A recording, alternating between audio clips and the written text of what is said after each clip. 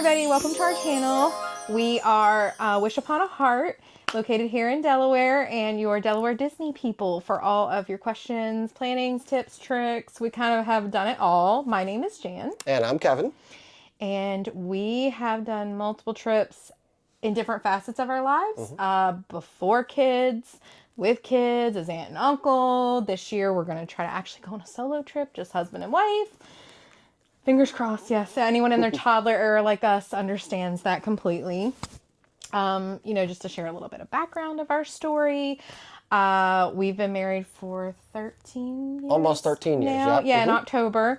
After marriage, went through some fertility issues. Took us 7 years. Got our little miracle baby girl, Faith, who is turning 5 this year, which I cannot believe.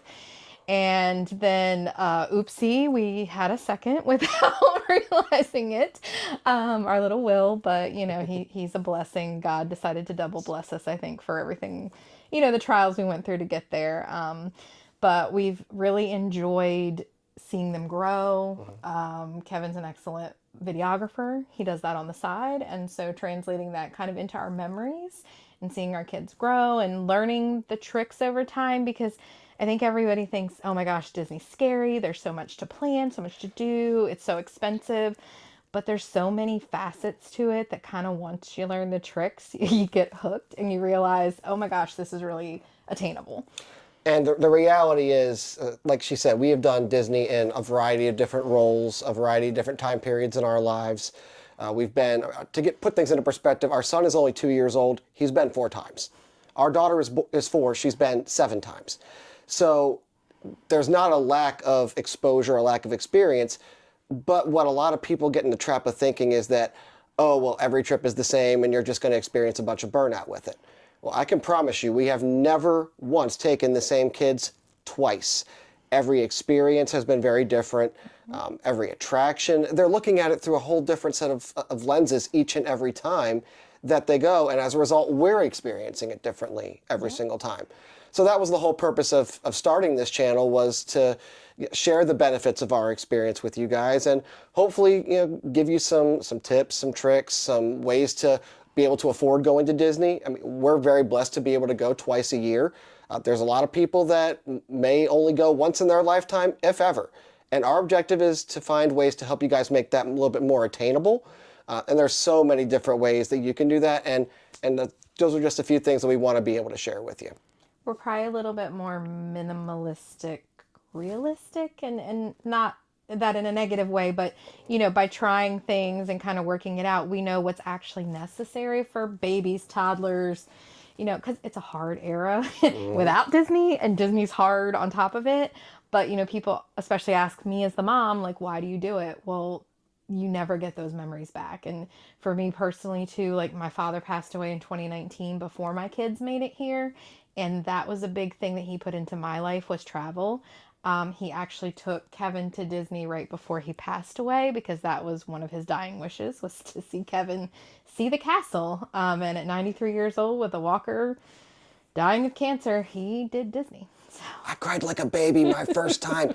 Don't tell her. Yeah. So anyways, we come from a thick stock here, and travel is important, and that's the way that I honor my father. And I think getting other people to be able to experience and have those memories too is just very important to us. So certainly want to wish you guys a nice warm welcome to our family. We certainly look forward to sharing all of our experiences with you.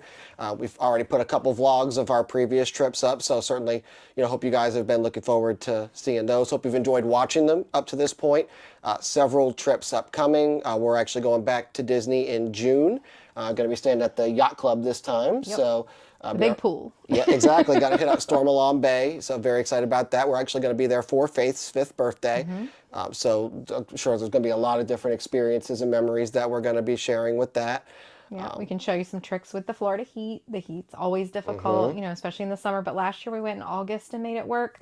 There's tricks to everything if you're just willing to figure them out.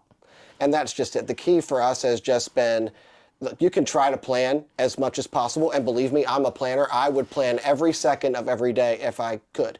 And I have before we were parents. And I tried doing that same approach as a dad. Don't do it. It's a trap.